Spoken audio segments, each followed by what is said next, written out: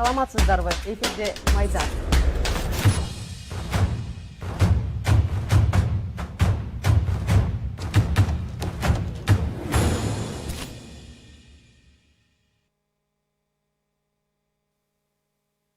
Саламатсыздарбы, эфирде Майдан.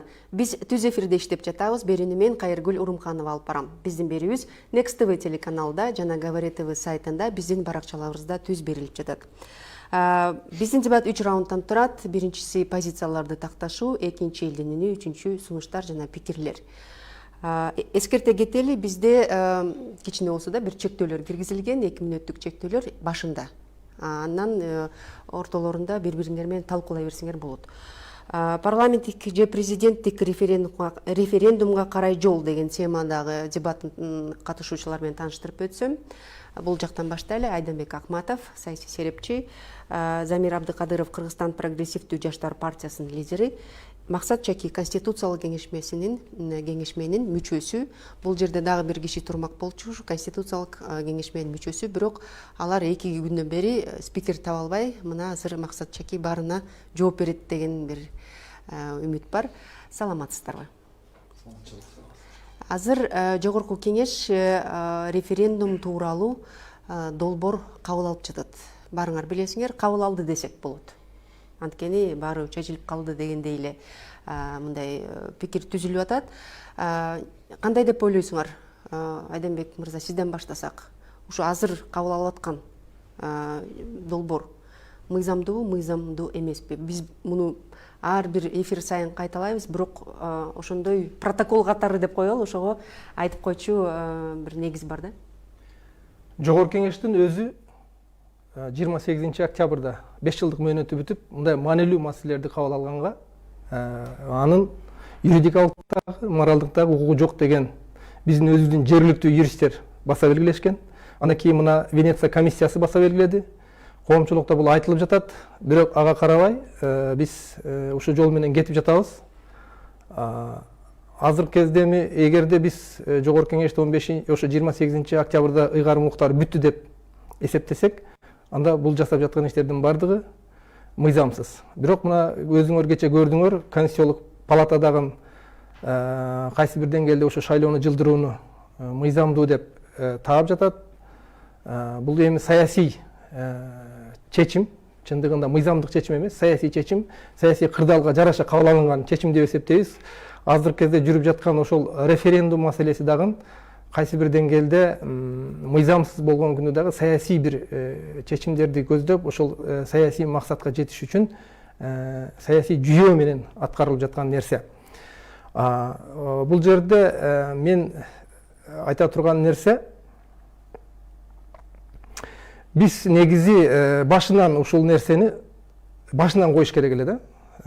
Биз башкаруу системасын тандап алууну, анан монстр конституцияны алып чыгып калкка таңуулабай, биз эгерде башкаруу системасын тандап алууну референдумга алып чыксак, бул логикалык жактан, башка жактан туура иш болмок дагы. Мүмкүн калкта ушундай карама-каршылык, баягындай бири-бири менен атаандаштык эмес, эрегешүү, бир мындай бир коомдо бир чоң бир карама-каршылыктардын бир эмеси болбойт беле деген ойдомун. Азыр мына Конституциялык кеңеш менен отуруп жатат. Мага мисалы үчүн булардын иши түшүнүксүз. Эгерде биз референдумга мына Садыр Жапаров айткандан кийин азыр ошол анын кеңешчиси Акылбек Жапаровдун демилгеси менен азыр мына парламент кабыл алып жатат. Ошол 2 маселени сиз айткан референдумга алып чыгууга 10 январда. Бул президенттикти шайлай каалайсыңбы же парламенттиктиби деген. Биз мына ушундан кийин, ушул нерсеге эл жооп бергенден кийин конституция жазышыбыз керек да. Же болбосо ушул суроо менен кошо биз 2 конституциянын долбоорун даярдап беришибиз керек. Мына президенттик башкаруунун конституциясы мына, парламенттик башкаруунун конституциясы мына. Анан эл ошого жараша референдумда жооп бериш керек. Бирок бул нерсе аябай тез ылдамдык эмес. Элге көбүрөөк түшүндүрүп бериш керек да. Президенттик башкарууда кандай болот, таза парламенттикте кандай болот. деген нерсени аябай түшүндүрүп беришибиз керек эле. Мен ошону айтам да, негизи азыр эл билбейт да, эмне кайсыга жооп берет, ооба же жокпу деген барып эле мындай элге биз бере албайбыз да. Мына бул президентти шайлай койгула, бул жерде мына биздин башкаруу системанын бир тексти турат. Ооба же жок жооп бергиле деген деле туура эмес да. Элге салып бергендечи ошону түшүндүрүш керек да.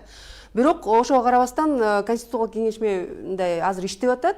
Иштеген убакытта деле айтып берген адам жок. Ушу таң калыштуу болуп атат да. Биз өзүбүз өз ыктыярыбыз менен элге жеткиргенге аракет кылып атабыз. Мына ушундай болуп атыптыр. Биздин өлкөбүз бар. Өлкөдө момундай талкуулар болуп атат. Талкуулардын ичинде биздин жашообуз мындан ары кандай жакка бурулат деген чоң маселе талкуулап атат. Ошонун баарын элге жеткириш керек да. Эмне үчүн андай болбой жатат? Бирок азыр биз референдумга бара жатабыз. Жабырайым. Эми конституциялык кеңешме мыйзамдуу мыйзамсызбы деген ага жооп бербей эле. Эми 2 жумадан бери мен ойлойм баардык жерде талкууланып, ал уже жазылып дагы баары бүттү. Сиздин пикириңиз мыйзамдуу? Менин жеке позициям, конституциялык кеңештин позициясы эмес, Максат Шакиндин позициясы толук мыйзамдуу. Эгер бул боюнча айтып бере десе, мен деле айтып берейин. Анан бирок азыр жана сизге сурооңузга улантып атып кеткенде, мен бир нерсени да түшүндүрүп кетейин. Ошол нерсени мен көп жерде айтып жүрөм. Конституциялык кеңешме көбү комиссия менен чаташтырат да. Комиссия деген эмне? Комиссиянын полномочиясы көбүрөөк болот. Мисалы бир нерсени ошол азыркы конституцияны талкуулап деп туруп, ошонун чечимин комиссия чыгарат. Мисалы ушуну аткарууга жогорку кеңеш болобу же өкмөт болобу, ал милдеттүү болот да. Ал эми конституциялык кеңешме бул комиссия эмес. Бул коомдук эле консультативдик орган. Бул биз мындай айтканда өзүнчөсү кеңешип туруп эле биз коомго, анан жогорку кеңешке гана кеңешти бере алабыз. Анан ошону конституцияны азыркы талкууланып жатканда кабыл алат же кабыл албайт, бул конституциялык кеңешменин прерогативасы эмес, абсолютно. Бул тек гана коомчулуктун, Кыргыз Республиканын жарандарын жана жогорку кеңештин прерогативасы да. Ошон үчүн ушул жерден кичине айырмашып коебуз. Комиссия менен кеңеш менен. Кеңештин сөзүн айтып атпайбы. Анан экинчиси, жанагы сиз айтканыңыз туура. Ооба, ал жактан дагы мен мүчөсү катары мен дагы мойнума алам. Тилекке каршы, ооба, тилекке каршы эми конституциялык кеңеш менен алкагында бир пресс-службабы же бир журналисттик бир служба уюшулбагандыктан кичине коомчулуктарда маалымат бир аз жетпей, коомчулуктарда абдан көп суроолор ошодон жаралып атат дагы. Анан жогорку менин мырзага кошулуп кетем. Анча-мынча балким пикир кешпестер ушулан чыгып кетип атат да. Эгер башында эле ошол жерде пресс-служба түзүлүп, анан күнүмкүсүн коомчулукка отчет берип турса, мисалы бүгүн мындай суроо талкууланды, мындай жаран келди, мынча жанагындай коомдо эме деген десе, анда мен ойлойм мынчалык талкуулоолор же мындай айтканда суроолор жаралбайт эле да. Бир гана мен ушул упущениени ушуну гана көрөм да. Калган жактан мен толук мыйзамдуу эле эсептейм. Силер прогрессивдүү жаштарсыңар, силер лидерсиз, ошол партиянын лидерисиз. Сиз айтып кетсеңиз, ушунун баарын сиз түшүнүп атасызбы, эмне болуп атат азыр биздин коомдо? Албетте түшүнүп атабыз. Бирок мен түшүнбөй элем. Мен уже канча 20 жылдык тажрыйбам бар, мен түшүнбөй элем каяка баратабыз, эмне болуп атабыз. Бирок мындай болуп атат да. Биз мына жаңы демилгени чыгарып атабыз. Биз ушул конституциялык кеңешме деп атпайсызбы, мисалы үчүн кеңеш беребиз депчи. Анда сунуш катары деле конституциялык кеңешке айтып атам. Бүт карап чыгыш керекпиз. Мыйзам түрүндө, мыйзам жолуна кайрадан кантип келебиз.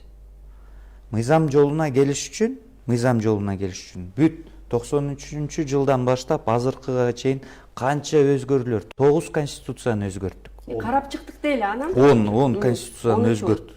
10-чу болуп атат бул да. Жок, 10 өзгөрттүк. 10 өзгөрттүк. Вот. Анан мынандай болду да, биз бир бийлик үстүндө болуп калды да, мыйзам астында болуп калды да. Биз мыйзамды өйдөгө көтөрүш керекпиз. Ошон үчүн биз карап чыктык дагы, мына 94-жылы биринчи өзгөртүү киргизилгенде өзгөртүү болуп эсептелинбейт. Ал жөн эле указ менен чыгарыптыр дагы, мына референдумга кайсыл 2 палаталуу болсунбу, 1 палаталуу болсун депчи. Анан аны кабыл алганда жогорку кеңешсиз указы менен кабыл алып атат да, уже нарушение, узурпация болуп атат бул жерденчи. Өзүнүн бийлигин кеңейтип, биринчи биздин президентибиз ошол 94-жылы уже нарушенияларын баштаган да. Андыктан ошол жерин карап чыксаңар жакшы болот эле да. Кандай бир мындай туура багытка келебиз. Жаңы конституцияда кеп эмес да. Сиздин логика менен ошо биз анда 94-жылы ошондой мындай катачылык кетиргенден кийин эми биз ошо 93-жылы кабыл алган конституцияга кайрылышыбыз керек деп атасызбы? Ооба. Себеби мынандай, жок, биз айтып атабыз, карап чыгыш керекпиз. Биз карап чыгыш керек, анан биз Конституциялык палатага бүт юристтер даярдап бердик. Карап чыккыла, карап көргүлө. Башында эле мыйзам өзгөртүүлөр туура эмес болгон деп. Эгер жаңы, мен каршы эмесмин жаңы конституциягачы, бирок мыйзам жолуна түшүш үчүн бүт баарын карап чыгыш керекпиз дагы. А бирок бир эле мыйзамдуу жол болуп атат азырчы. Азыр бир эле мыйзамдуу жол болуп атат, бул 93 конституция болуп атат. Айданбек мырза, сиз айтып кетсеңиз, ушу туурабы? Биз баарын анда жокко чыгарып, бүт конституциянын баарын жокко чыгарып, 2010-жылдык конституция азыр талашка кирип атпайбы, жакшы жаман депчи? Анан 93-жылга кайрылганыбыз туура болобу? Эми мен өзүм буга чейин бир нерсени айтып келатам. Биз чындыгында 93-жылдагы конституцияны кабыл алганда бардык жол жоболорду, процедураларды бардыгын аябай карап туруп кабыл алынган. Ошондуктан бул конституцияга мындай легитимдүүлүгү боюнча бир дагы маселе жок. Эч кандай. Себеби анда бардыгы ушул кандай талаптар болсо, ошонун бардыгы аткарылган. Андан кийин ар бир президент, мамлекет башчысы өзүнүн пайдасына, жеке кызыкчылыгына байланыштуу конституцияларды өзгөртө берген. Мына азыр дагы ошондой болуп жатат. Сиз айтып жатасыз, мен түшүнбөй жатам деп жатасыз го, мисалы үчүн. Мен абдан сону түшүнүп турам. Бир адамдын сөзү менен бардык тегирмен айланып жатат. Бир адам айтып коет, ай, мынау башкаруу системасын түштөн кийин акыл кирип туруп, түштөн кийин акыл кирет дагы айтат, мынау башкаруу системасын коюшубуз керек экен референдумга дейт. Десе, бүт тегирмен айлана баштады. Жогорку кеңеш айланып, заматта кабыл алыш керек деп, шашылыш түрдө кабыл алып кетип жатат. Ага чейин айтып койгон, биз ошол киши айтып койгон, Садыр Жапаров айтып койгон, биз президенттик башкарууга өтүшүбүз керек, бир мандаттуу кылышыбыз керек деп. Ал үчүн конституциялык кеңешме түзүлүш керек деп. Конституциялык кеңеш менен анан президенттин милдетин аткаруучу ага ыйгарым укук берилгенби, берилген эмеспи, тыюу салынган эмес экен, бирок ошондон пайдаланып, ал конституциялык кеңешмени түзүп, бул жагынан тегирмен айланып кетип атат да. Тегирмен ошол бир адамдын күчү менен, бир адамдын таасири менен айланып жатат. Анын мыйзамсыздыгы боюнча, биз айтып жатабыз, анын мыйзамсыздыгы боюнча биз эле эмес, толгон токой юристтер айтып жатат, эл аралык коомчулук айтып жатат, эскертип жатат. Биз абдан жардамга муктаж өлкөбүз. Бюджетте тартыштык 40 миллиард сомдон ашык. Мына ушундай шартта бизге донор болуп, биздин бюджеттин 3/1 ошо гранттар менен толтуруп жаткан мамлекеттер айтып жатат. Ай, эсиңерге келгиле, мыйзамыңар конституция менен аракеттенгиле ошого ылайык деп. Ал эмес, кече Владимир Путиндин сөзүндө дагы айтылып жатат, каалоосунда дагы айтылып жатат, конституцияңарга ылайык иш жүргүзгүлө деп. Бир биздин стратегиялык өнөктөш, эң таасирлүү бизге мамлекет ошентип бизди эскертип жатат. Бирок бизде тилекке каршы аны уккан адам жок болуп жатат. Саясий процесс кеткен, ошол тегирмен айланып жатат. Анын арасында мыйзамсыздыгы дагы, бир логикага туура келген саясий максат бардыгы ошонун айланасында кетип жатат. Баарыбыз эле ошо мыйзамдуулукка такалып атабыз да. Эмне чын эле биз, сиз ошо конституциялык кеңеш менен мүчөсү катары ошо бир адамдын тегирменин айланып жатасыңарбы? Мен мындай айтат элем да, мындай суроо коет элем да, өзүмбү же коомчулуккабы, конституциялык кеңешме мыйзамсызбы же азыркы конституция мыйзамсызбы?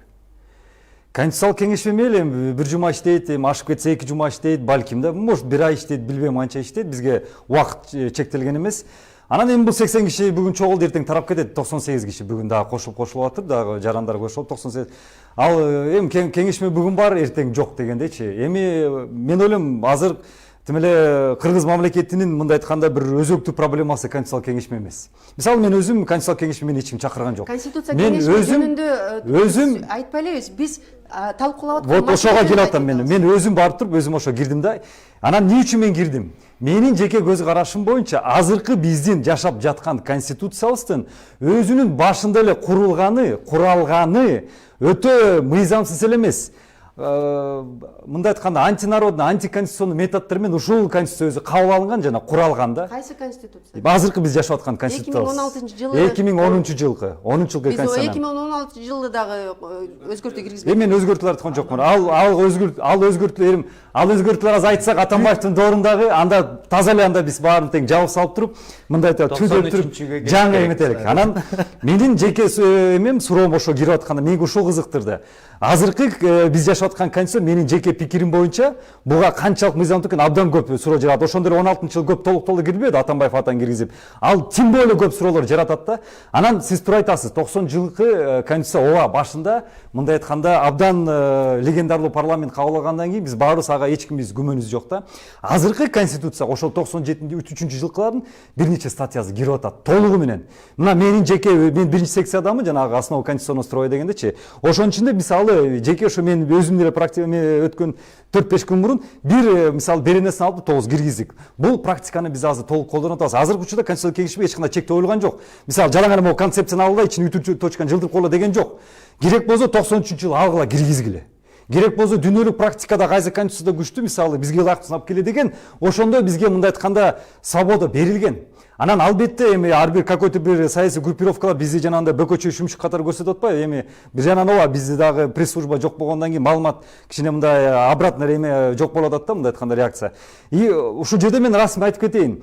Конституциялык кеңешме азыркы учурда 93-жылкы конституциянын дагы беренелерин алып туруп азыр киргизип атат. Менин жеке пикирим боюнча азыркы мына биздин жарап аткан конституция Кудайым буйрса, могул 2010-жылы жасаган конституцияны жанагы саясий бизнес, саясий олигархтарды тек гана партиялардын кызыкчылыгын көзгөн конституцияда болбойт. Элдин кызыкчылыгын көзгөн конституцияда анын кийинки суроолорго жооп берем. Мындай да, азыркы конституция, жазылган конституция келечектегичи алтын конституция болобу. Дүйнөдө эң мыкты конституция боло турган болсо делечи, бул мындай болуп калат. Биз билебиз, Акаевский конституция болуп калган, Бакиевский конституция болуп калган, Текебаевский конституция болуп калган. Бул Садыр Жапаровдун конституциясы болуп калат, аталып калат ошентипчи. Анан эң мыкты конституция болгондо деле бул кандайдыр бир раскол пайда кылат. Себеби азыр конституциялык кеңешме бул менин оюмча бул жакшы механизм. Бирок силер жаңы конституцияны ойлобой, кантип туура жолго, кантип мисалы үчүн азыр биз конституциялык палатага берген күндө делечи, берки бүт конституцияларды карап чыккыла. Өзүңүз деле айтып атпайсызбы? 2010 жылдагы конституция бул мыйзамсыз конституция. Чын эле мыйзамсыз конституция. Себеби чрезвычайный положенияда убагында 3 күнгө токтотуп туруп өткөзүп коюшкан. 60% элибиз добуш бере албай калган. Анан бул мыйзамсыз. Андан нары кетсек деле бардыгы деле мыйзамсыз. Анан азыркы жаңы келген конституция ал деле кийин мыйзамсыз болуп калышы. Көрөсүңөр, бүгүн болбосо, эртеби, кечпи бир муун келет дагы айтат, ушул жерден катачылык кетиптир. Келгиле ошол катаны жоёйлук деп кайра конституцияга асылат дебейсизби?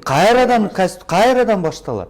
Ошон үчүн биз баягы мыйзам дегенди баягы жоготуп койдук да. Мындай мисалы үчүн ошол эле Америкадан мыйзамды сыйлабай калдык дебейсизби? Мыйзамды сыйлабай калдык, ооба. Мисалы үчүн ошол эле Америкада ошол конституция 200 жылдан бери жүрөт. 93-жылдын конституциясын карасаңыз, бүт азыркы болуп аткан нерселерди деле чечсе болот ошол конституция мененчи. Ал кыска жазылган, калганын бүт мыйзам түрүндө киргизсе болот деп жазылган да. Ушу конституциянын чыры негизи өзүгө эмнеде? Эмнеден чыгып атат? Азыр деген биз мыйзамдуулук баарын эле издеп атпайбызбы? Бирок чыры эмнеде? Негизи Чыры, менин оюмча, чыры адам факторуна дагы байланыштуу. Эгерде биздин биринчи лидерлерибиз мамлекетти өнүктүрүп кеткенде, катуу, мынчалык биз ызы чууга батпайт элек. Ал мамлекетибиз өнүкпөй калды. демек өзөгү президенттерде болот атабы? Сөзсүз түрдө. Сөзсүз түрдө. Президенттер, биринчи адамдар баары бир жооптуу. Алар ошолор экономиканы өстүрбөдү, ошолор коррупцияга батышты, ошонун айынан коомдо карама каршылык күчөдү. Анан биз айыпты конституциядан көрүп, ызы чууга түшүп жатабыз. 2010-жылдагы конституция болобу, башкасы болобу, бардыгын биз референдум жолу менен, халктын добуш берүүсү менен, жасалма түрдө ар кандай жолдор менен мыйзамдаштырып, легитимдештирип алып жатабыз. Азыркылар дагы ошентип жатышат. Биз азыр мыйзамдарды бузуу менен кетип жатабыз, бирок референдум менен легитимдештирип коебуз, элдин добушу болду деген, ошону менен бардыгын тигип, жыйып коебуз деген ой менен кетип атабыз да. Ушул логика ушул.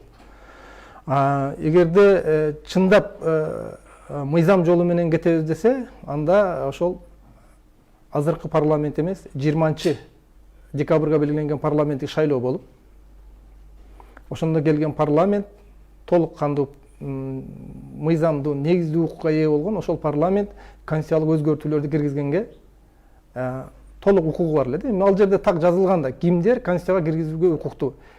Демилге көтөрө алат 300 миң адам. Жөнөкөй көпчүлүк.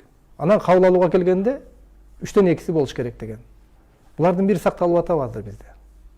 Парламенттин өзүң мына айтылгандай чындыгында 5 жылга шайланган деген мөөнөтү бүтүп атат. Ким бизге тоскоол болду убагында парламенттик шайлоо өткөрүп, ушулардын бардыгын жасаганга. Азыр келип эле кайрадан эле ошол нерсе келип атабыз. Мына конституция кабыл алынбай турган болуп жатат. Демек эмне болуш керек? Кайрадан парламент шайлоо өткөрүлүш керек да. Жаңы шайланган президент биринчилерден болуп, 10 январда шайланган президент азыркы конституция менен парламенттик шайлоону белгилеш керек. Ансыз кандай болот? Же болбосо ушу азыркы парламент дагы 1 жыл отура береби? Бунун мыйзамдуулугу кандай болот? Парламенттин мыйзамдуулугу да аябай көп чыр жаратып атпайбы? Анткени азыркы парламент баарын коюп койбоду. Ушу парламент 80 депутат өзүнүн чечими менен азыркы конституциялык кеңешмени түзгөнгө жол берди. Конституциялык кеңешме конституцияны талкуулап жатат. Ошол эле убакта бүгүн референдумду талкуулап атышат да. Демек ушу парламентте болуп атпайбы? Бардык топтолгон маселенин баары эле парламенттен чыгып атпайбы? Сиз жана жакшы суроо бердиңиз, конституциянын чыры эмнеде депчи. Конституциянын чыры мисалы бир жанагындай саясий топтор дейбизби, тиги буларды дейбизби, ооба ар кандай причиналар бар. Бирок мен негизин айтат элем азыркы кырдаалда. Ооба конституциянын өзүн өзгөртүүсү негизи эле өзү бул болезненный процесс да. Бул бизде эле эмес, дүйнө жүзүндө эле любой мамлекетте алсаңар эле конституцияны мейли даже жакшы элдин кызыкчылыгын көздөгөн конституцияны атканда эле бул сирда ар дайым ушундай бир тирешүүлөр пайда кылат. Анткени бул тарапта болот да. Мисалы эл тарапка тартып аткан конституция болсо, ошол жанагындай саясий олигарх, саясий бизнесмендер бар да, ошолор ар дайым каршы чыгат. Азыркы биздин ситуацияда менин жеке көз карашым боюнча азыр ушул бизде болуп жатат да. Ким каршы чыгып атат ушул демилгеге? Өзүңүз эле мындай байкап көрсөң, же мен сиздерге айтпасам деле, мындай айтканда көрүүчүлөр да байкап көрсө, определенный бир гана саясий топ каршы чыгып атат да. Ошолор эле көбүнчө сүйлөп атат, ошолор көбүнчө чыгат. Алар ким? Ошол саясий бизнесмендер, анан саясий бизнестин артынан байып, саясий олигархтарга айлангандар да. Олигархтан кийин бул миллионерлер. Бизнес аркылуу эмес, жана бирдеме сатып, жана Салымбеков мырзага окшопсо эмес. Тек гана бирде күн саясатта болбой, жалаң гана ушуна эки парламентаризм деп туруп 10 жылда эки жанагы бизде парламент оштурбадыкпы, эбегейсиз ошо байыгандар көбүнчө ошолор. Анан азыркы биздин жашап аткан конституциянын аталары да, аталары. Булардын өзүнүн менин жеке көз карашым боюнча булардын өзүнүн бир кызыкчылыгы бар. Эгер азыр могул биз иштеп жаткан же мындай айтканда жакында элге сунушталып жаткан концепция, конституциянын концепциясын алар көрүштү, аларга орун жок. Аларга такыр аерде орун жок. Партиялардын ролу аерде минимальный болот да. Көбүнчө элге өтөт. Мисалы бир эле пример. Азыркы конституцияда мисалы мынтип жазылып турат да. Бийликтин булагы эл дейт. Туура, жакшы нерсе. Ооба, булак. Биз булак болуп өтүп тигилерге бердик. 10 жыл партиялар ошо бийликти өзүнө алды, бирок ээзи эл эмес ошо партиялар боло баштады да. Ээзи деген сөздү алып салышыптыр да. Народ только источник берди, бүттү, ошо менен 5 жылга прощай эс алга жата бергиле, бияктан биз өзүбүз баягы башкарабыз дегенди алып туруп, партия азыр биз болсо атайын киргиздик бийликтин булагы дагы жана ээси эл деп туруп, кыргыз эли деп туруп, жарандар деп туруп, ошону атайын киргизди. То есть ушундай аябай мындай жөнөкөй эле бир тонкостун айтты, ушудан оказывается жанагы подзаконный акттар, мыйзамдар кетет экен дагы, ошо эле шайлоо системасы курулат экен, ошо эле жанагы башкаруу системасы курулат экен, анан баш аягы азыркы жоопкерсиздик башаламан системасы да. Мына акыркы пандемия болду, 1,5 мың адам өлүп кетти. Президент да жооп берген жок, жогорку кеңеш да жооп берген жок, өкмөт да жооп берген. Бирине шылтап коюп туруп, үчөөтө мына азыр сонун комфорттуу ситуацияда баягы отставка кеткени кетти, экс президент Маканаловго кетти. Ушул башаламандык алып келген, анан бирок ошол саясий жанагы бизнесмендерге бул абдан сонун экен да, балык сууда жүргөн деп туруп, буларга бул жерден жанагы дагы эле мандатты көрүп атпайсызбы, 500 000 доллар, миллион долларга чейин чыгып атат. Это бизнес, господа, мындай айткандачы. Бир киши бир эле шайлоодо 10 миллион, 20 миллион доллар чөнтөккө салып атат. Рахмат. Туура, бирок азыркы кезде мен дагы бир жолу кайталап коет элем. Конституциялык кеңешмеде эгерде кантип конституциялык туура жолго түшөбүз, ошону ойлонгонуңарда туура жол болот эле да. Мисалы үчүн азыр конституциялык палатага биз тапшырсак деле алар каралбайт, себеби ал азыркы конституция менен каралат да. Ушул механизм деле туура болот эле. Силер деле бир сунуш катары силерге айтып атам, карап чыккыла. Эмнеден чыкты, каяктан башталды нарушенияларчы, конституциялык нарушениялар. Силер туура кеңеш берсеңер деле, эми Садыр Нуркожоевич деле туура чечим чечиш. Сиз айтып атпайсызбы, силер карагыла депчи. Бул жерде Айданбек мырза айткандай, тегирмендин бир ээси эле баарын кылып атат деп бияка топ ыргытса, Максат мырза айтып атат да, бул бизге каршы чыгып аткандын баары мындай олигархтар. Бул ошо жерде болуп атпайбы? Консенсуска келе албай атпайбы? Анткени бири-бирине топту ыргытып атпайбы? Бул да эки жаатка бөлүнүп алышып, азыр биздин коом ушундай болуп атат да. Анткени бул жерде прогрессивдүү деген адамдар чыгып атат да, жок мындай болбойт, мыйзамдуу кылыш керек десе, мен азыр түшүндүм сиздин оюңузду. Сиз айтып атасыз, жок ушу биздин азыркы кылып аткан реформаларга каршы ушундай байлар чыгып атат, жанакы өзүнүн деген мындай келечекте Кыргызстанда системага кире албай калчудай болгон ушу саясий топтор чыгып аткан турбайбы? Ачыгын айтканда бул эми саясат болуп атат да. Эми бүт саясатты тышка алып эле биз өтө оор акыбалда турабыз. Бүт саясатты алып эле бир логикалык бир чечимге келиш керекпиз да. Консенсус качан болот ошо? Консенсус менин оюмча консенсус именно 93-жылкы конституцияга кайрадан кайтыш керек. Сиз 3-топ болуп калдыңыз да, сиз кандай дейсиз? Консенсус мыйзамдар сакталганда болот эле. Азыр мен олигархтар болуп атат деген, мен эч кайсы олигархты көрүп жаткан жерим жок. Олигархтар тескерисинче ошол жерде кошоматтанып жүрүшөт. Бардыгы эмне кылайлы? Саясий олигархтар. Эми саясий олигархтар бир нечелери бар. Аларды силер айтканга чейин биз айтып жүргөнбүз ошол нерселердин бардыгын. Азыркы кездеги биз эмне үчүн конституциялык реформа керек деп токтолдук? Эмне үчүн? Биринчиден жоопкерчилик система деп биз башынан айтып келатабыз. Ошо жоопкерчилик система, президент да жооп бербейт, өкмөт башы да жооп бербейт, парламент да жооп бербейт деген. Ушуну өзгөртүш үчүн бир адам жоопкерчиликтүү болуш керек. Бул кандай? Ким жооп берет? Же түздөн-түз эл тарабынан шайланган президент, же таза парламенттик шайлоодо жеңишке жетишип келген партиянын лидери, премьер-министр болуп турган, ошол бардык жоопкерчиликти алат парламенттик башкарууда. Мына ушу жөнөкөй эле нерсе да. Жазылган президент мамлекеттин жана аткаруу бийлигинин башчысы деп. Президент түздөн-түз жооп берип калат. Же болбосо Садыр Жапаров жооп берип калат. Анан ошондон качып, өкмөт башчыны киргизип, бирок социалдык экономикалык абалга ким жооп берет дегенди киргизбей коюшкан. Ким жооп берет? Мен жооп берип коеюн. Азыркы учурда Конституциялык кеңешменин ичинде күнүгө биринчи сиз суроосуна жооп берип койбоймунбу? Бизге абдан көп сунуштар күнүгө келет. Эшиктер ачык. Мисалы 10-жылы резиденция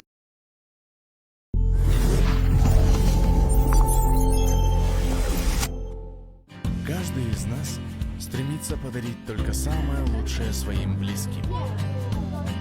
Эталон вкуса, приготовленный с особым подходом из чистого мяса. Ал-Халал – настоящая мясная продукция.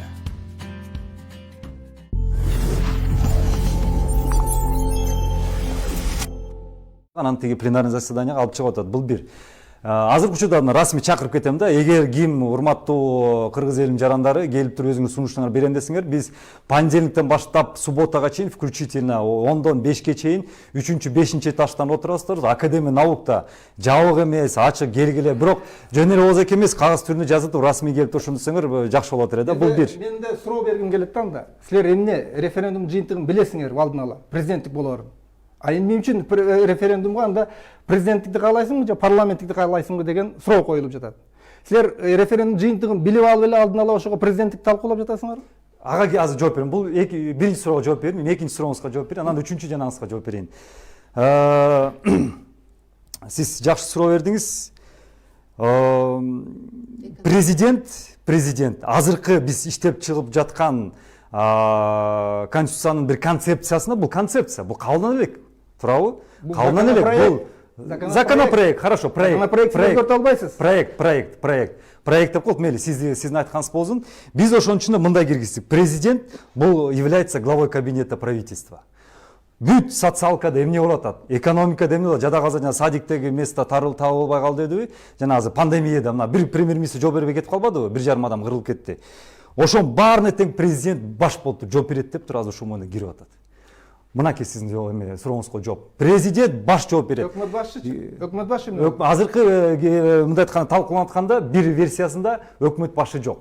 Экинчи версиясында өкмөт башын киргизейин деп дагы секцияларда талкуулар жүрүп атат. Мыйзам долбоордо бар да ошол. Мен мыйзам долбоор боюнча ооба, сиз эми буга чейин илинген жанагы жогорку кеңеш сайтында ал өзгөрүлбөйт да. Эми жок, өзгөрүлгөн. Бизге азыр толук укмун айтып атпаймын. 93-жылдагы керексе беренерге чейин киргизип атабыз. Жок, сиз өзүңүз каршы чыгып атасыз. Сиз айтып атасыз, биз кеңешкана беребиз, кабыл алса алат, албаса албайт. Эми ошону айтып атпаймын. Биз өзгөртүп атабыз. Киргизип атабыз. Анан ошону биз сунуш кылып, кеңеш кылып беребиз деп атпаймынбы? Сиз бура алмайсыз. Эми ал бизде эмес прерогатива. Мен башынан айтпадымбы? Сиз ошону кой берип койсуңуз. Мен эл дедим. Жана жогорку кеңеш кабыл алат дедим. Туурабы? Сиз ошону кичине кой берип койдуңуз да. Мен башынан айттым, конституционный кеңеш иштеп беребиз. Жазап туруп, анан ошону сунуштайбыз дедим. Башында эле биринчи эле жанагы синемесин. Эми азыр талкуулар болуп атат, скорее всего, бир эле проект сунушталат да. Азыр бизде убакыт чектелген жок. Балким 1 жума, 2 жума, 1 ай талкуу билбейм, ал жарым жыл талкуулайсызбы? Анан аягында бир проект бүтөт да, ошону сунуштайбыз. Анан мен дагы кайталап кетем сиз үчүн. Элге сунушталат. Анан жогорку кеңешке сунат, алар кабыл алат. Биз кабыл албайбыз. Биздики ошо менен бүтөт. Миссиябызчы. Биздики азыр доработать до того уровня, который требует азыркы кырдаал да, кырдаал. Эми үчүнчү жанагы сурооңузга жооп берейин. Менин жеке пикирим, бул конституцион кеңештин пикири эмес. Анткени мен ар бир жаран киргенден кийин да өз үстүндөгү миссиясын аткара деп кирдик да. Менин жеке пикирим, азыркы учурда президент алыш керек. Бүт баарын тең.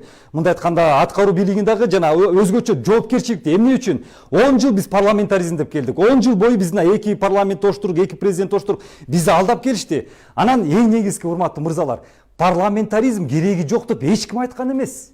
Садыр Нуркожо Жапаров айткан жок, Максат Шакир айткан жок. Бир да конституция кеңешмеси мүчөсү дагы парламентаризм кереги жок деп эч ким айткан жок. Тескерисинче биз айтып атабыз, керек деп атабыз. Парламентаризм керек деп атабыз. Бирок качан парламентаристке жетиш керек деп атабыз да. Менин жеке позициям мисалы ошондой да. Бул коомдук башкарууда парламентаризм. Ага өткөрүш үчүн мамлекетти туруктуу кылып туруп, система баарын тургузуп, экономика, социалка баарын тең чечип туруп, жанагы жоопкерчилик системада эмес, президент жооп бербейт, төрага жооп бербейт, премьер андай эмес. Бир киши мына президент алам да, президент дегени бул Садыр Жапаров эмес. Азыр мына шайлоо болот. Шайлоодо ким утат мен билбейм. Ошодон кийин президент алсын толук. Ансыз эле 3 революцияда биз кимден сурап атабыз? Президенттен сурап атпайлык кой.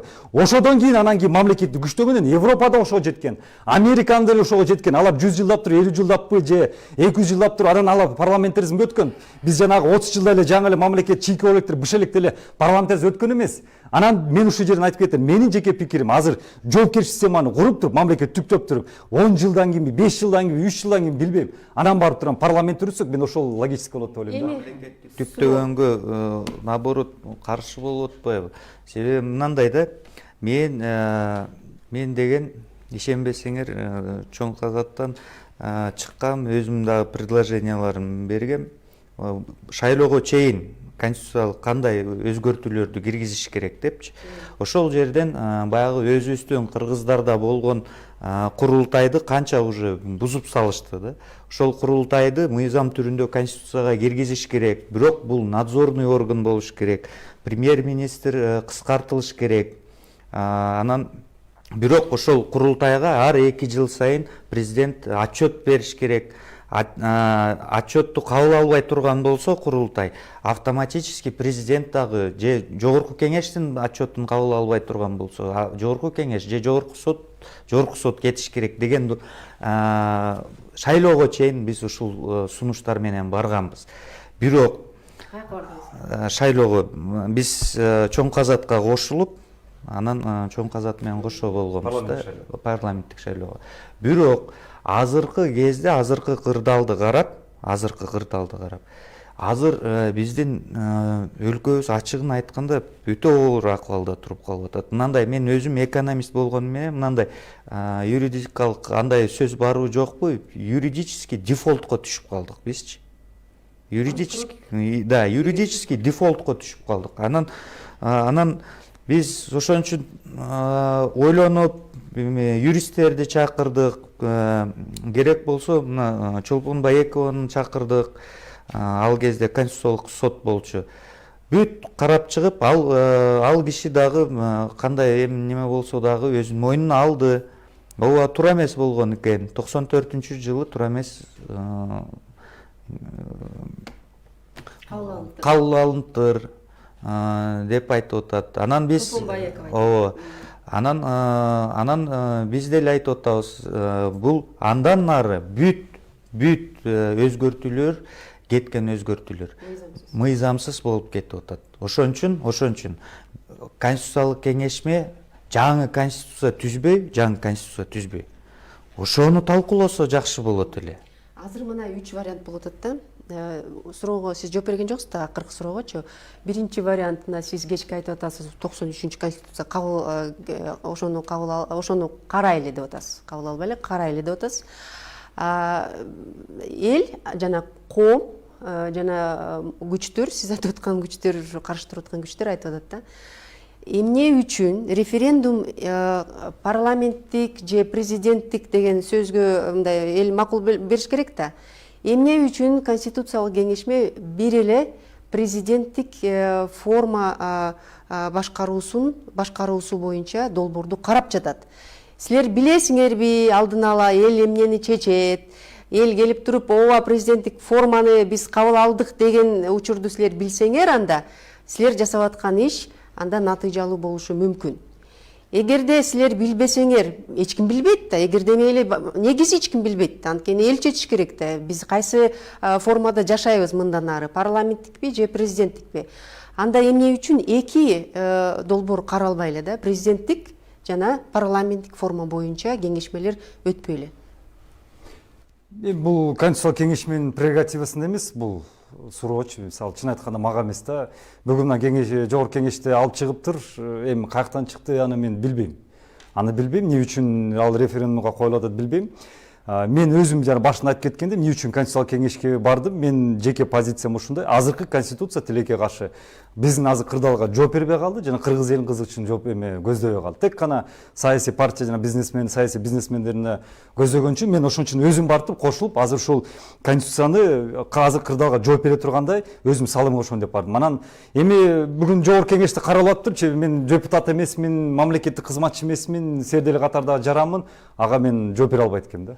Ушул суроо жаралып атпайбы? Бул эң маңыздуу суроо болуп атпайбы?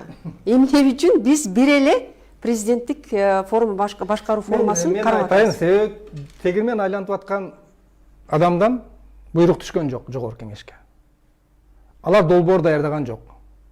Конституциялык кеңешме берилген жок. Ошондуктан булар эч нерсени билбейт, эч нерсени кыла албайт, отурушат.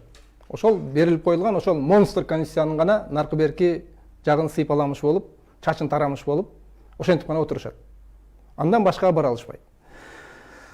Бул нерсенин чыгышынын себеби эле жана айтылгандай эле ошол Садыр Жапаров бир интервьюсунда болгону, мына монстр конституциясы коомчулук тарабынан такыр кабыл алынбагандан кийин, такыр кабыл алынбай койгондон кийин ал өзүнүн позициясын өзгөртүүгө аргасыз болду. Ошол үчүн ал 10 буга чейин белгилүү да бизге 10 январдагы референдумга ушу конституциялык кеңешме эптеп бирдемке кылса, мындай эми жасамыш болсо, бул коомчулуктун көзүнө да кожо көрсүнгө жасалган нерсе. Булар кожо көрсүнгө кичине тарамыш болсо чачын, анан парламент дароо шашылыш түрдө кабыл алып, 10 январда булар президенттик шайлоо менен бирге алып чыгыш керек эле референдумга. Бирок коомчулук кабыл албай койгондон кийин, Садыр Жапаров пикирин өзгөртүүгө аргасыз болду. Ал андан көрө азыр коомчулукка ушул мындай более менее мындай кабыл алына турган башкаруу системасын тандап алууну коелуу дегенге аргасыз болду. Ошондон кийин жогорку кеңеште мына Акылбек Жапаров, ошо Садыр Жапаровдун кеңешчиси бүгүн шашылыш түрдө мыйзам долбоорун киргизип референдумга ал кабыл алынып жатат. Ушул эле жөнөкөй эле логика, тиги жакта башында ойлонулган так план жок болгон. Ошондуктан оюна эмне келип калса, ошону алып чыгып жатат.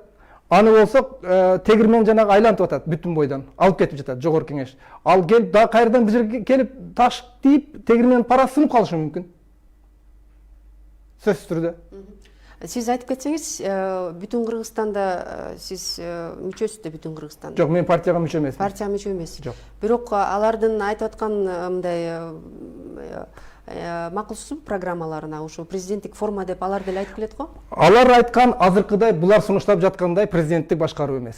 Мен дагы ал программаны жактырып, биз дагы шайлоо учурунда айтып жүрдүк. Ал таптакыр башкача. Биздики боюнча президент түздөн түз аткаруу бийлигинин башында болуш керек. Ал жерде өкмөт башчы деген болбош керек. Президенттин ыйгарым укугу күчтүү жогорку кеңеш аркылуу чектелиш керек. Биз америкалык системанын деңгээлинде айтканбыз. Бир мандаттуу округтардан эл тарабынан түздөн түз шайланган парламент же жогорку кеңештин депутаттары элге таянган жогорку кеңеш гана күчтүү болот. Ошол күчтүү президенттик бийликти теңдеп, тең салмакта жасап кармап туруш керек. Мындан сырткары сот бийлиги абсолюттук түрдө бул эки бийлик бутагынан көз карандысы болуш керек. Бизде азыр сот бийлигин президенттик аппарат каалагандай башкарып отурат. Азыркы сунушталган конституциядагы ошол нерсе сакталып калган. Биз ошол үчүн бул сунушталган конституцияны кабыл албайбыз.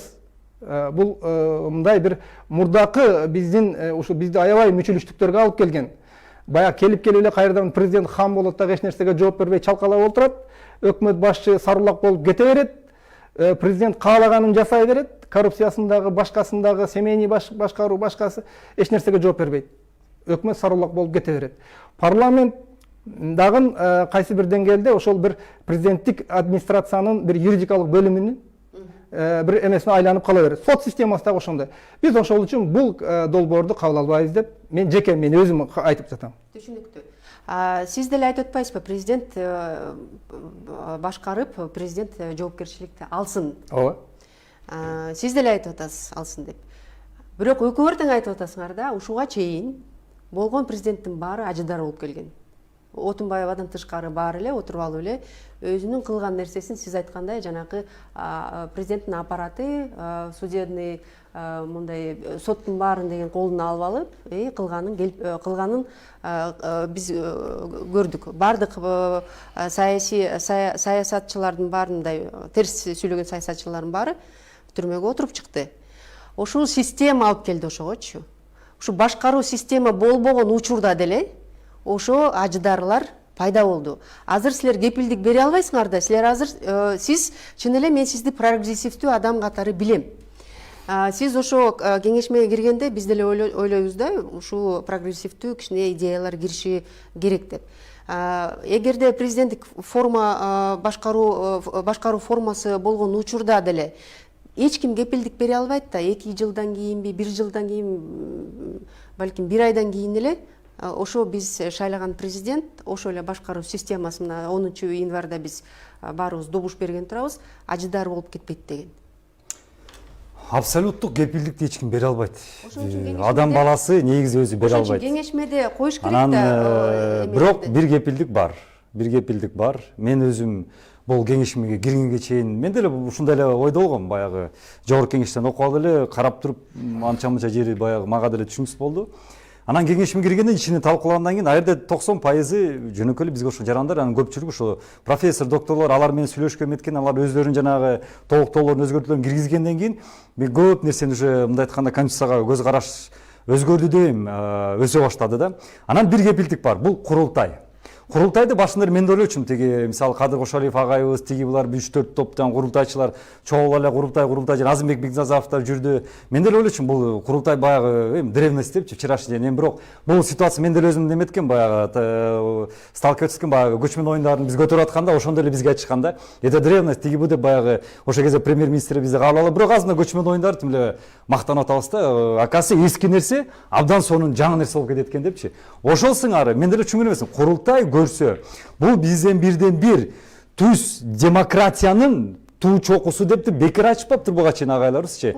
Бул мындай макамы бол кыскача. жок да курултай. Эми кыскача ошону айтып берейин. Ошол сурасы көпкө кызыктырат да. Мен ошо кыскача жалпак тил менен түшүндүрөйүн.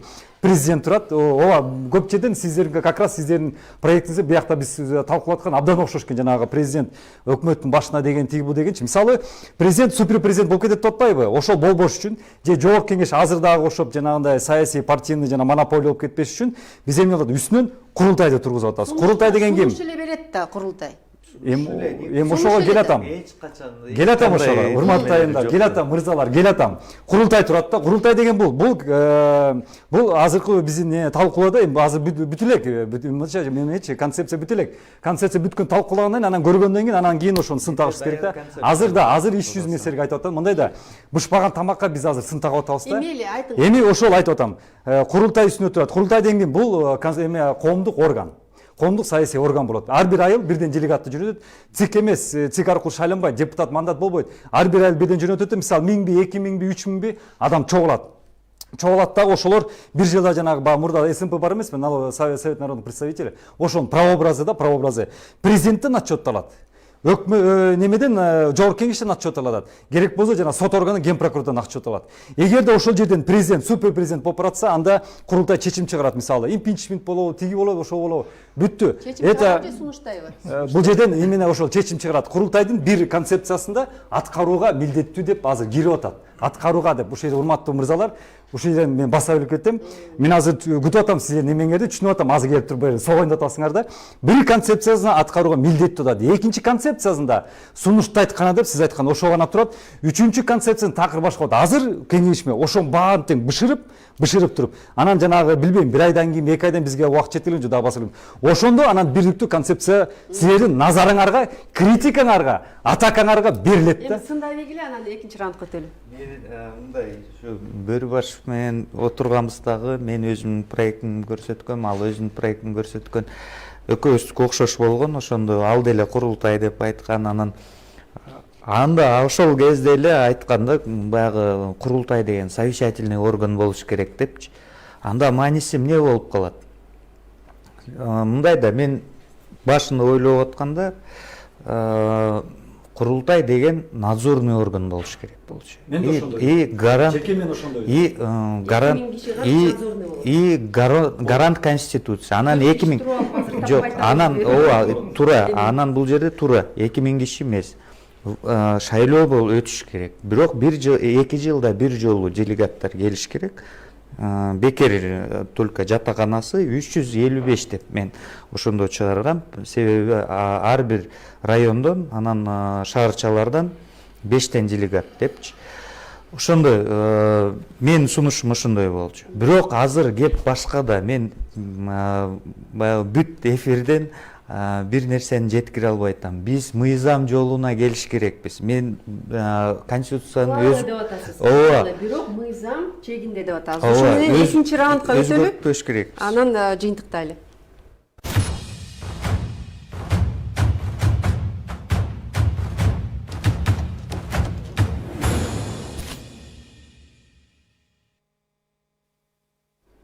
Биз экинчи раундда коомчулукта, социалдык тармактарда пикирлерди чогултуп силерге талдоого алдыбызга салабыз. Жогорку кеңештин депутаты Мыктыбек Абдылдаев.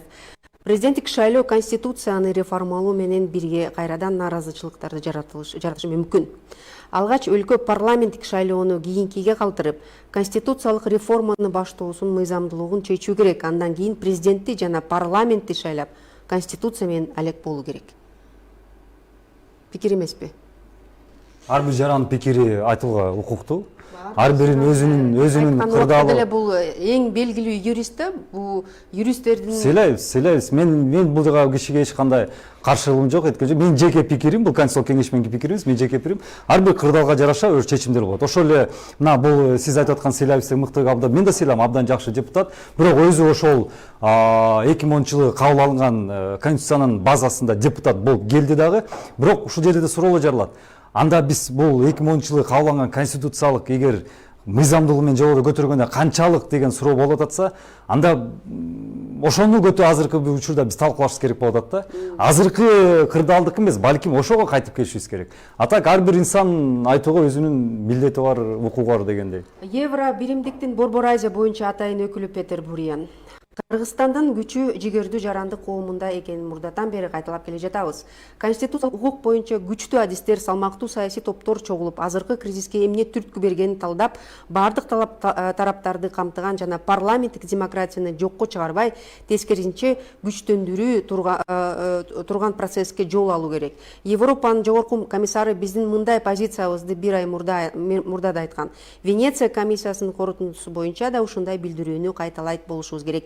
Кыргызстандын конституциялык палатасы шайлоолорго байланыштуу Венеция комиссиясынын позициясын сураган болчу. Натыйжада ал комиссия Кыргызстандын мөөнөтү бүтүп бараткан парламентте радикалдуу чечимдерди, өзгөчө конституциялык түзөтүүлөрдү кабыл ала албай турганын так белгиледи. Баш мыйзамды өзгөртүү үчүн бардык тараптын пикири камтылган чоң талкуу керек. Шашылган болбойт. Мындай диалог үчүн жетиштүү убакыт жана шарт керек. Бул жерде ушу биз айта албай калдык тиги раундда. Бул жерде ушуну да талкуулап кетсек, анткени биздин мамлекеттик жакшы, биз ич ара чечип алышыбыз керек, бирок ошол эле убакытта мындай эл аралык мамилелерди да эске алышыбыз керек деп ойлойм. Анткени Венециялык комиссиянын чечимдери, Венециялык комиссиянын сунушмалары бардык ушу планетада болгон нерсенин бардыгына мындай жигердүү деп Тиги башкалардын баарын биз алардыкын мындай айтканда ойго алышыбыз керек. Бирок кырдаал деген момент бар да, ситуация бар. Мен ойлойм, азыркы кырдаалда эми бул Венецианский комиссиянын айтканын биз ойлойм анчалык деле закондорду, мыйзамдарды бузган деле жокпуз. Жогорку кеңеш бар. Ошол именно азыркы конституцияда жазылган төрага тиги президенттин милдетин алды. Ошол да бар, өкмөттө да бар, азыр жанагы бүт бутактар да бар. Мен ойлойм, азыркы кырдаалга жараша бар деле мыйзам болуп атат. Сиз кандай деп ойлойсуз? Негизи ушу эл аралык мамилеге доо кетирип жатабызбы, же биз чын эле ичара чечип алалы, андан кийин бардыгы кече Текебаев айткандай рано или поздно бардыгы биз менен эсептешкенге мындай Биз менен эсептешкен эмес, бизден мүмкүн макул эми деп коюшу мүмкүн да. Эсептешкенде биз эмне менен эсептешебиз? Өзүбүз жалдырап, карыз сурап, жардам сурап, грант сурап отурабыз. А негизи биз өзүбүздү сыйлашыбыз керек. Өзүбүздүн закондорубузду өзүбүз сыйлашыбыз керек. Эгерде биздин законубузда, конституциябызда жазылган болсо, парламент шайлоо, кайра шайлоо 30 күн ичинде жарыяланат, 45 күн ичинде өткөрүлөт десе, аны каалагандай бир адамдын капризи үчүн өзгөртпөй, ошонун негизинде кетишибиз керек. 20 декабрда биз парламенттик шайлоону өткөрүп, мыйзамдын чегинде, ошол келген парламент конституциялык өзгөртүүлөрдү азыркы каалап жаткандай жасаса, эч ким эч кандай өзүнүн кинесин да кое алмак эмес. Болгону биз өзүбүздүн мыйзамдарыбызды, өзүбүздүн конституциябызды өзүбүз аткарбай жаткандыгыбызда маселе. Ошонуңарды аткаргыла. Ошол өзүңөрдүн жолуңар менен туура жүргүлө. Ошол эл аралык коомчулуктун алдында милдеттенме алгансыңар. Биз демократия курабыз, ушул конституция менен жүрөбүз, мыйзамдуулук менен деп. Анан эле жок саясий кырдаалга байланыштуу деп эле бир адамдын капризи менен өзгөртө бербешибиз керек. Ушинтип өзгөртүп жатып, биз 10 жолу өзгөртүп, конституция дегендин баркын кетирдик. Элибиз дагы сыйлабай калды мыйзамдарды. Башчылар сыйлабагандан кийин жеке капризге карап эле ушинтип өзгөртө бергенден азыркы акыбалыбыз ушул. Баягы укуктук нигилизм, эч нерсе жок. Кырдаалга жараша бардыгы кете берет. Рахмат. Кече барыңар жөн эле мисалы катары айтып коеюн. Мисалы ушул конституциялык кеңешме отурду дагы, бүт мыйзам бузулууларды карап чыкты дагы, жаңы конституцияны жазбай карап чыкты дагы, биздин бардыгыбыз бүт ушундан башталыптыр. Мына Акаевдин биринчи указынан башталыптыр. Андан ары мына узурпация ушундан башталды деп туруп чечим чыгарып туруп, азырынча берки бүт конституциялар легитимдүү эмес. Бир гана 93-жылдын конституциясы легитимдүү болгон деп туруп кабыл алып туруп, жок дегенде кеңеш катары чыгара турган болсо, элестетсеңер бүт дүйнөлүк коомчулук деле кандай айтмак? Кыргыздар биригип кайрадан баягы биринчи тууну көтөргөндөй көтөрдү деген сөз чыгат, туурабы? Рахмат. Бизде убакыт аз калыптыр. Акматали Феликс Куловдун ойлору бар экен. Окуайлы коелу, анткени убакыт аз. Силердин 4 мүнөтүңөр бар экен. Барыңар бири-бирден айтсаңар болот. Эми кайда баратабыз, эмне менен баратабыз, эмне кылабыз, анан ушу сунушуңар. Элге мына бүгүн парламент кабыл алды десек болот. Референдум 10 январда болду десек болот. Референдум менен кошо президенттик шайлоо болот. Ушу референдумга бара жатабыз, анан мындан ары кандай нукка биз барышыбыз мүмкүн? Кимден баштайлы? Сизден баштайлы. Менин оюмча бардыгы ачык айкын көрүнүп турат. Эгерде дагы эле бир тиги биринчи адам болуп турган киши пикирин өзгөртүп жибербесе, референдумга бул маселе коюлат. Референдумдан кийинки окуялар кызык болушу мүмкүн. Парламент шайлоо жарыяланабы, же болбосо азыркы конституция кайрадан бир референдумга коюлуп, ошонун негизинде кайрадан президенттик жана парламенттик шайлоо өткөрүлүп, эмки жыл негизинен шайлоо жана ошо референдум менен өтүп кетиши мүмкүн. Жок, эгерде азыркы конституциянын негизинде кете турган болсок, анда 10 январдагы президенттик шайлоодон кийин дароо парламенттик шайлоо жарыяланыш керек. Азыркы конституциянын негизинде ал келген парламент бул эми мындай легитимдүүрөөк, туурараак жол болот. Парламенттик шайлоону жарыялайт, келген парламент конституцияны кабыл алат. Анан ошол жерде коомчулук менен кеңешип туруп сүйлөшүлөт. Же биз ушул референдумда конституция кабыл алынгандан кийин дароо ушул конституция менен жашай баштайбыз, бардыгыбыз дароо шайлоого кетебиз. Же болбосо азыркы бийлик ушул конституция менен, азыркы мына 2010 конституция менен өзүнүн ыйгары муктары бүткөнгө чейин иштейт. Андан кийин кийинки шайлоодон баштап жаңы конституция менен шайлоону өткөрөбүз, жаңы конституция менен жашай баштайбыз. Көпчүлүк өлкөлөрдө мына ушинтип өтөт. Мына Армениянын мисалында алганда, ушул Саргсян менен мына Пашинян революциясынын учурунда дал ушундай болгон. Алар жаңы бийлик парламенттик системага өтүүнү алдын ала даярдап коюшкан. Кийин бийликтин ыйгары муктары 5 жылдык бүткөндөн кийин жаңы конституция менен жашап кетишкен. Бизде ушул эки жол бар. Кыска. Менин оюмча, биз азыр конституциялык реформага азыр эрте. Конституциялык реформага эрте. Биз кандай мыйзам жолуна кандай түшөбүз? Ошону ойлонуш керекпиз. Ошону ойлонуп туруп, азыркы учурда мен айткандай эле 93-жылкы 5 майда кабыл алынган конституция бир эле легитимдүү конституция ушул. Ошонго кайтыш керекпиз. Андан ары кайтып бүт туура жолго койгондон кийин анан 2-3 жыл талкуулап анан конституцияны кабыл алып бышырып, анан кийин кабыл алсак ошол туура болмок. Мисалы келтирсем, мына бул деле ага чейин келтирилип кетти. Мына Прибалтика өлкөлөрүндө ошондой болгон. Латвия мисалы үчүн Советский Союздан кийин алар 1920-жылкы конституцияны кайрадан кабыл алышкан. Сизде 1 мүнөт.